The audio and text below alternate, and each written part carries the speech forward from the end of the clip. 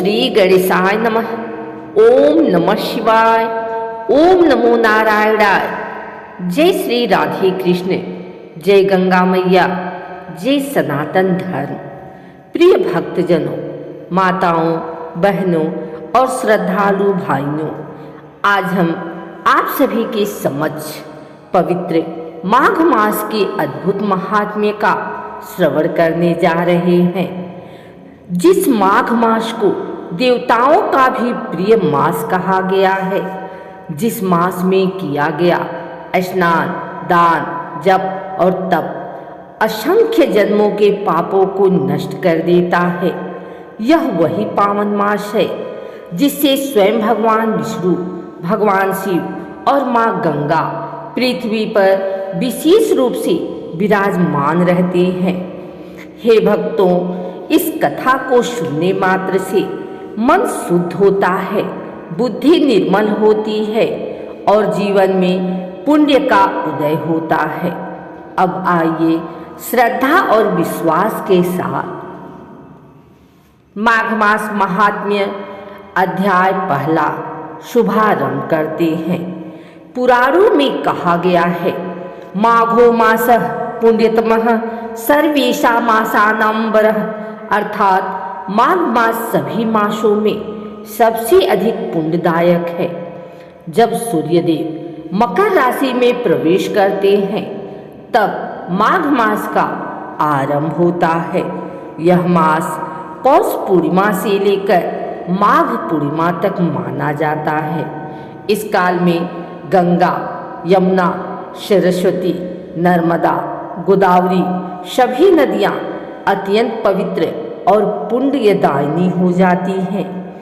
माघ स्नान का अद्भुत महत्व। ऋषि मुनि कहते हैं, माघ मास में प्रातःकाल सूर्योदय से पूर्व नदी, तालाब या जल से स्नान करने वाला मनुष्य जीवित रहते हुए भी मुक्त हो जाता है। माघ स्नान से पाप नष्ट होते हैं, रोग दूर होते हैं, दरिद्रता समाप्त होती है, घर में सुख शांति आती है, मोक्ष का मार्ग प्रशस्त होता है। आइए सुनते हैं माघ मास महात्म्य की पहली कथा। सारे संसार के कर्ता श्री भगवान विष्णु, माता लक्ष्मी और देवी सरस्वती तथा श्री देवगुरु बृहस्पति जी के चरण कमलों में नमस्कार करके मैं इस माघ मास महात्म्य का वर्णन करती हूँ।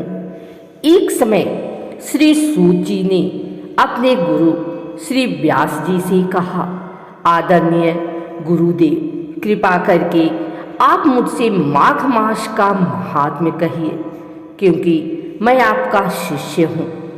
व्यास जी कहने लगे कि रघुवंश के राजा दिलीप एक समय यज्ञ के स्नान के पश्चात सुंदर वस्त्र पहनकर शिकार की सामग्री से युक्त कवच और शोभायमान आभूषण पहने हुए अपने सिपाहियों से घिरे हुए जंगल में शिकार खेलने के लिए अपने नगर से बाहर निकले। उनके सिपाही जंगल में शिकार के लिए मृग, व्याघ्र, सिंह आदि जंतुओं की तलाश में इधर उधर फिरने लगे। उस वन में वनस्थली अत्यंत शोभा को प्राप्त हो रही थी। वन में कहीं वृक्षों पर मोर नाच रहे थे, कहीं कहीं मृगों के झुंड फिरते थे, कहीं गीदड़ अपना भयंकर शब्द कर रहे थे, कहीं गैंडों का समूह हाथियों के समान फिर रहा था, कहीं वृक्षों के कोटरों में बैठे हुए उल्लू अपना भयानक शब्द कर रहे थे, कहीं सिंहों के पदचिन्हों के साथ घायल मृगों के रक्त से भूमि लाल हो रही थी, कहीं दूध से भरी थनों वाली सुंदर भैंसें फिर रही थी, कहीं पर गंधित पुष्प, हरी हरी लताएं वन की शोभा को बढ़ा रही थी, कहीं बड़े बड़े पेड़ खड़े थे तो कहीं उन पर पेड़ों पर बड़े बड़े अजगर और उनकी केचुलियां भी पड़ी थी। उसी समय राजा के सिपाहियों के बाजे की आवाज़ सुनकर एक मृग वन में से निकलकर भागने लगा और बड़ी बड़ी चौकड़ियां भरता हुआ आगे बढ़ा। राजा ने उसके पीछे अपना घोड़ा दौड़ाया, परंतु मृग पूर्ण शक्ति से भागने लगा।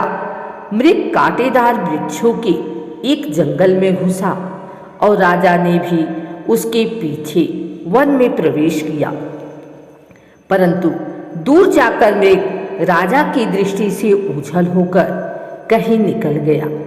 राजा निर्जन वन में अपने सैनिकों सहित प्यास के मारे अति दुखी हो गया। दोपहर के समय अधिक मार्ग पर चलने से सैनिक थक गए और घोड़े रुक गए। कुछ थोड़ी देर बाद राजा ने एक बड़ा भारी सुंदर सरोवर देखा, जिसके किनारों पर घने वृक्ष थे। इसका जल सज्जनों के हृदय के समान पवित्र था।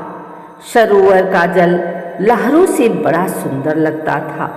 जल में अनेक प्रकार के जल जंतु, मछलियां आदि स्वच्छंदता से इधर उधर फिर रही थी। दुष्टों के समान निर्दयी चित्त वाले मगरमच्छ भी थे। किसी किसी जगह लोभी के घर के समान शिमाल भी पड़ी हुई थी। जैसे विपत्ति में पड़े हुए लोगों के दुखों को हरने वाले दानी पुरुष के समान यह सरोवर अपने जल से सबको सुखी करता था, जैसे मेघ चालक के दुख को हरता है। इस सरोवर को देखकर राजा की थकावट दूर हो गई। रात्रि को राजा ने वहीं विश्राम किया और सैनिक पहरा देने लगे और चारों तरफ फैल गए। रात को अंतिम समय में शुक्रों के एक झुंड ने आकर अंतिम समय में पानी पिया और कमल के झुंड के पास आया। तब शिकारियों ने सावधान होकर शुक्रों पर आक्रमण किया और उनको मारकर पृथ्वी पर गिरा दिया। उस समय सब शिकारी कोलाहल करते हुए बड़ी प्रसन्नता के साथ राजा के पास गए और राजा प्रभात हुआ देखकर उनके साथ ही अपनी नगरी की तरफ चल पड़ा। रास्ते में एक तपस्वी को देखा, जिसका शरीर तपस्या और नियम के कारण बिल्कुल सूख गया था, जो मृगछाला और वल्कल पहने हुआ था। राजा ने ऐसे घोर तपस्वी को देखकर बड़े आश्चर्य से उनको प्रणाम किया और हाथ जोड़कर खड़ा हो गया।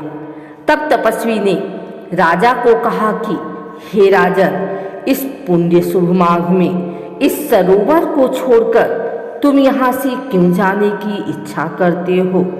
तब राजा कहने लगा कि महात्मन, मैं तो माघ मास में स्नान के फल को कुछ भी नहीं जानता। कृपा करके आप विस्तार पूर्वक मुझको बतलाइए, ये माघ मास क्या है और इसका स्नान क्यों इतना श्रेष्ठ है? ऋषियों ने कहा, माघ मास में स्नान शरीर को शुद्ध, जप मन को शुद्ध, दान धन को शुद्ध, व्रत आत्मा को शुद्ध, जिसका जीवन शुद्ध वही भगवान को प्रिय है। हे भक्तों, यह थी माघ मास महात्म्य की पहली कथा, जिसमें आपने जाना माघ मास का महत्व, स्नान दान और व्रत की महिमा, देवताओं की विशेष कृपा। जो श्रद्धा से इस कथा का श्रवण करता है, उसके जीवन में कभी अभाव नहीं रहता है।